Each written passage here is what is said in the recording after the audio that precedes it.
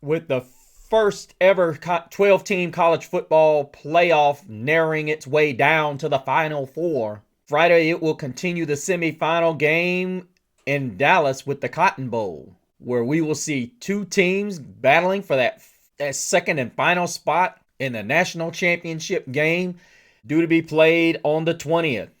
Many are suspecting the favorite to be an overwhelming favorite, whereas the contender that comes in is just trying to hold its breath and hang on and represent toughest conference in the country.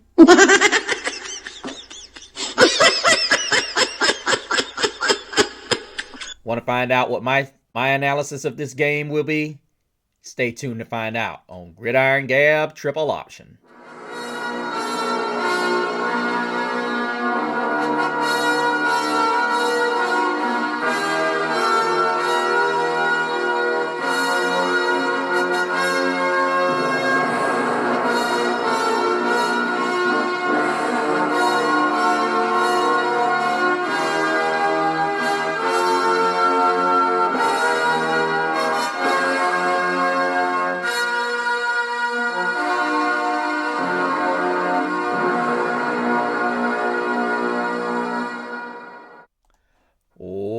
Welcome back, Gabbers.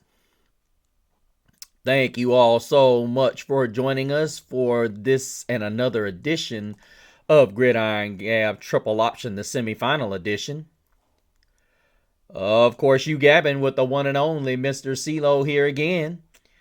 Hope you guys are doing great, and I just want to take a few minutes and to extend my sincerest concerns to those that are battling those wildfires out there in California, the ones whose lives have been affected by it. Just saw something about James Woods, one of my favorite actors back in the day, his home was destroyed, and he has no insurance. So our hearts go out to all of those that are affected by this disaster, and more so the folks here in the Southeast and up north, where the cold is just absolutely, oh, it's just bad. I mean, it's really cold right now. And hope you guys are safe with the snow that's coming in. Be safe getting around, and I hope you guys are safe whatever you're dealing with right now, whether it's the ice, the snow, or whether it's the fire, and so on and so forth. And I hope you guys are safe. Our hearts will be with you guys. But throughout all of this tragedy that has just seemingly been insurmountable, we've still got some goodness that's going on here, and that would be going on in Dallas on Friday evening. It will be the Goodyear Cotton Bowl Classic between the number 8 Ohio State Buckeyes and the number 5 Texas Longhorns. Oh yeah, oh yeah. And if any of you if you guys have been not paying attention, then I'm not gonna say lost, but if you guys haven't been paying attention, the Ohio State Buckeyes have come out of nowhere, and they are just absolutely playing like a team possessed or a team on a mission. And I'm just gonna be honest with you guys. I'm not gonna say I'm not surprised. I would say I'm more along the lines looking at this game and saying, where did this come from? This is a game where you kind of look at, and well, the two games you look at and you say to yourself, where's this been all season? And then it's kind of one of those where you kind of see why the powers that be at Ohio in Columbus were so huge on wanting to give Ryan Day his walking papers. So I mean, ultimately, it's a situation where if you're a individual that looks at it and you really analyze it in detail, you really start to see why this program was so huge on wanting to move forward if he could not give the fan base what it desired, which was a lot better performance than they had received previously. And I totally get that. I mean, I think ultimately, there are so many people like Weinbaum who make these kind of asinine statements about other schools, and he doesn't understand any of the type of seriousness that goes along with it, how much these rivalries mean. You saying the SEC, it just means more? Well, Dumb shit. I think Ohio State's putting their money where their mouth is. It's more than what I can say about the SEC. But I'll get to you later. I got to get to your comments later on, because ultimately, right now you need to start eating crow, because ultimately your conference has not been well represented. And I heard you use the term arrogance. No, that's what your conference walked around with, is arrogance, and it's perpetrated by perks like you. You weak, pathetic fool. Yeah, like you. Too easy. Where there's smoke, there's fire. And your haterade came loud and clear throughout the last 2 weeks, and it especially came out on First Take today. But I'll get into that, guys, on another show, not this one. But because this one belongs to the Texas Longhorns and the Ohio State Buckeyes. Now, we're going to get into this because ultimately, as well as the Ohio State Buckeyes have played, I'm not going to say they're frauds. I'm not going to come out here and I'm going to say that they're frauds, because they're not. What I will say about the Ohio State Buckeyes is this. It's going to be hard for them to keep up this pace. I mean, let's go and look at the two games that they've played. You got a 42-17 game versus the Tennessee Volunteers. And you look at this box score. Now, I will say this. It was 21-10 at the half. And then Ohio State did presume to pour it on in the second. Because, honestly, this looked like a game early on that Ohio State controlled. And then Tennessee laid some punches back. But then it was almost like Ohio State said, okay, we tried to be nice and, it didn't happen. But then, of course, it was below freezing. And it was in the horseshoe. So, ultimately, this is not where you want to be. And it just goes back to what Wine Bum was always running his mouth about, saying that we're the best conference. And then you get more and more people that are saying, well, if the SEC actually traveled to other people's stadiums. What? You don't have to answer that question. You can't handle the truth. Ain't that right, Wine Bum? Yeah! So you can't say anything about this was first game jitters. And this ain't no knock on Tennessee, but the fact is, the SEC's always talking about they're king of college football. We see what happens when we get them out of the confines of their comfort zone. It ain't so easy to win in somebody else's building, especially when it's over 105,000 of them.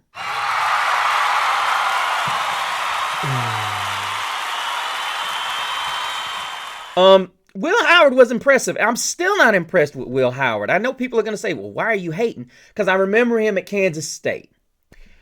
He's due to put his team down. I think I was more impressed with Nico Iamaleava only having 140 yards passing, and then you only see Dylan Sampson with 6 yards on 2 carries. Now, they did as a team still look impressive at 152 yards throughout the game, but I think ultimately, Peyton Lewis carried the bulk of that with 10 carries, 77 yards. And I think ultimately when you look at Ohio State totality, you've got Jeremiah Smith and Emeka Egbuka. I think if you this is what my principle would be here, is to try and keep Ohio State in front of you. That's going to be my first requirement for the Texas Longhorns. Now, there hasn't been a lot of teams that have gotten behind them, but then again, let's look at who Texas has played. And that's the reality of it. Texas Longhorn fans are not going to like what I have said here, but the truth is the truth. Clemson has had a couple of guys that could have gotten behind you. ASU, as it's been well documented, ASU's best player was hurt. So, it's kind of one of those where it's like you kind of back it up and you say to yourself, are the Longhorns in over their heads? And the answer to that question is, with Sark, I don't think so. I know a lot of people are going to question my answer to this. I don't think they're in over their head. I think the reality of it is Sark can get this team up. And with the type of defense that they have, I don't think Will Howard's going to be able to just stand back there all day. Now, I know a lot of people are going to say, well, look what ASU did. ASU threw the ball short, and it was on lots of short. It was generally on first or second down. And if it was on third down, it was third and short. And, of course, Scatterbo is is a different type of player. He is just different. And I really enjoyed watching him in that game. And arguably the Longhorns shouldn't be here.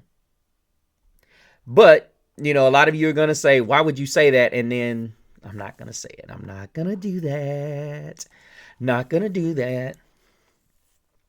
But I ultimately look at this game and I say to myself, okay, Ohio State's got an offense that is just absolutely humming right now. It is doing everything right. And here's the truth and the reality about all this. You can look at the Tennessee game, and that was the revenge game. This is why I don't want to give too much away, but I look at this game and I think, okay, this was a prelude to the Oregon game. Now, am I saying that the Ohio State Buckeyes had this game in the bag? Not necessarily. What I am saying is this. Looking at what this team did, Jeremiah Smith had 6 grabs, 103 yards, 2 touchdowns. Ibuka had a 40-yard reception, as well as Smith had a 37-yarder, and G. Scott had a 26-yarder. Meanwhile, the longest pass that they gave up was Brew McCoy's 21-yarder. So you're looking at an offense that has not been challenged in a lot of ways. Now, we look at the way Texas likes to play defense. They like to smash the run and force you to make throws middle to down the field.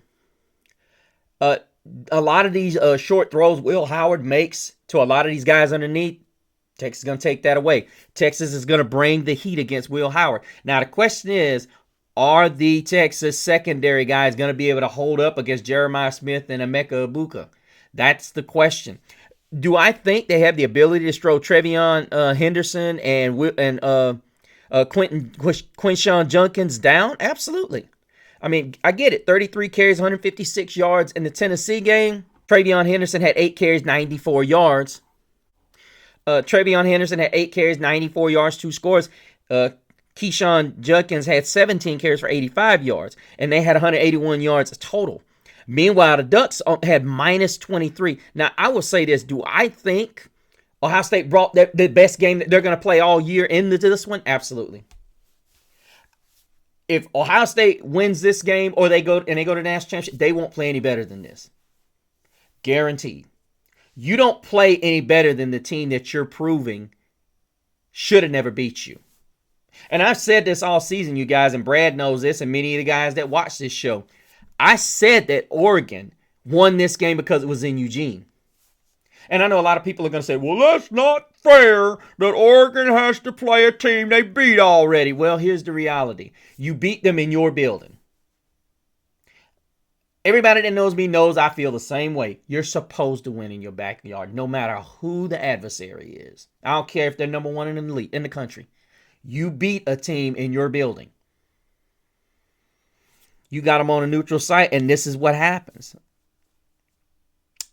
That's what I think. And now, ultimately, this is what I look at. Will Howard threw 319 and 3 touchdowns.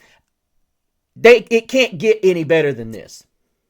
You don't run up 319 yards, 3 touchdowns in the passing game, and then have 181 yards and 2 scores. I know a lot of people are thinking, oh, well, that ball is rolling. You could put it that way. I don't see it getting any better for the Buckeyes. I'm just putting that out there. And they had 34 points in the first half and then scored but 7 points in the second half.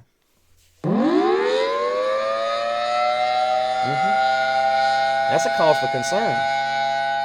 Now, a lot of people are going to say, oh, they were just running the clock out. That's not what I saw. I saw a team that ultimately was just trying to get out of there with a win. And despite Oregon having a few miscues here and there, could have gotten back in the game. Now, I know what people are going to say, woulda, coulda, shoulda.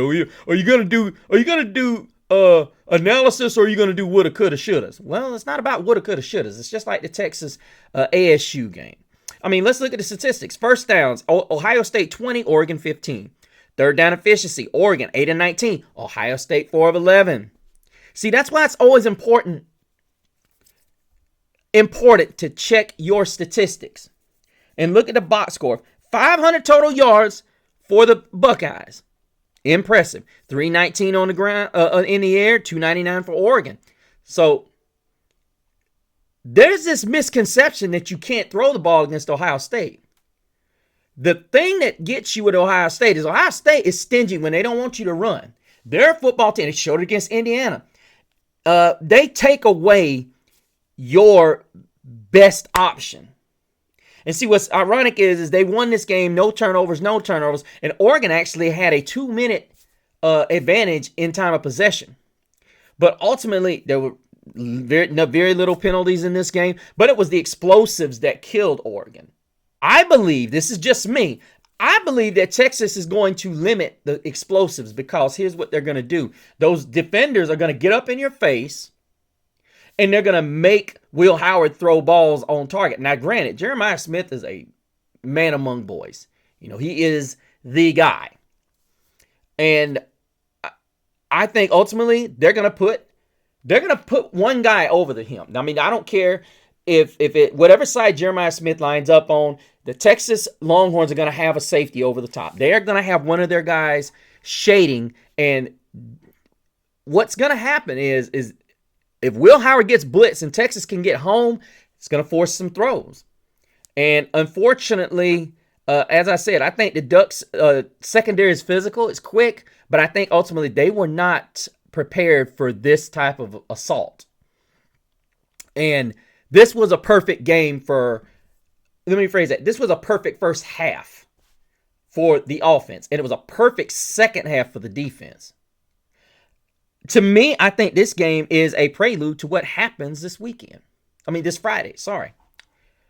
And let me get to the other side of the offense, which Jeremiah Smith's playing out of his mind right now. He's playing like a man possessed and could go to the NFL right now if he wanted to. I mean, if the NCAA would allow him. But let's flip it over. The Texas offense against the Ohio State defense. Now, I had a discussion today with one of my buddies, and the first thing he asked me was the battle between Quinn Ewers and Arch Manning. And he asked me, how long do you think before Sark goes to Arch? If Ohio State comes out and they get on fire, let's say they come out and they go up 14-0 and they've gone two and out. I mean, they've got 2 3-and-outs. I think if they score on that third possession, now let's say they got the ball second. I think Ewers gets a third possession, and after that third possession, it's Arch time. And I think the whole country understands that Quinn Ewers is done in Texas. I think they understand it. Even if he wins a national championship, I think he's done. Well, I'm not even going to go that far. I think ultimately if he does win a national championship, he might go to the NFL. Well, that's part of going to leaving Texas, you ditz. I think ultimately they do go to Arch. I think this is his last. If they lose, this is definitely his last game as a Longhorn. I think if they win and they lose in that, he's got at least one more game as a Longhorn, at least. I think it's imperative that he comes out there and balls out and shows everybody what he can do. I don't know if that's what he's going to be able to do. Ohio State's defense has just been, they've been on a rapid fire the last 2 games. I mean, when you look at the minus 23 yards against the Oregon Ducks rushing the football, I mean, you basically said, hey, I'm going to if Dylan Gabriel's going to go to New York City, he's going to have to prove to us he can do it. And I looked at this game and I said to myself, wow, they basically said in a nutshell, Dylan Gabriel can't beat us. And then you got Cody Simon, who's one of the guys that's going to go to the NFL next season, 2 sacks in this game, Lathan Ransom. Some of the names that you've seen, JT Tuimoloau, Tyleik Williams, Jack Sawyer, all of these guys that are going to have their names called, Caden Curry, all these guys that are going to have their names called at the draft. They had 8 sacks of Oregon. And see, Quinn Ewers has happy feet. He is not calm. He's not collected. And I think ultimately The running game for Texas has really been a huge disappointment when you look at the games that they've played, and you've wondered, where are these guys at? I mean, the Wisners and the Blues. I mean, now in the Clemson game, they went nuts. I mean, you're talking about Blue had 146 and 2. Wisner had 110. But then you flip over to the ASU game, and it's like Wisner 45, Blue 4. This is what cracked me up when I watched this game. Everybody talked about ASU didn't belong. The fact of the matter is the reason why ASU got back in this game is when Texas got up 17-3, and then quietly, ASU's defense kept Texas on the ropes. They kept them out of position. And as much as we were entertained by Scatterboo, the reality of it is the Texas Longhorns couldn't run the football. 30 carries, 53 yards, and a score. To me, what was really impressive about what Texas did in this game is Quinn Ewers did play well. 323, 3 scores. He did have that interception. But if you can't run any better than that against ASU, now I'm not saying there are not yards to be had against Ohio State's secondary. Not telling you that, because the truth of the matter is when you got Matthew Golden and you got Gunnar Helm, to me, Gunnar Helm is going to be the guy. If Texas is going to win this game, he's got to have more than 3 grabs, 56 yards, and a touchdown. And the reason why I like Gunnar Helm so much is because he is what you call your typical big-time tight end. He's 6'5", 250 pounds, and this is going to have to be a game where Sark finds this guy. And then Wisner's going to have to get catches out of the backfield. He and even Jaden Blue. To me, this will throw Ohio State off.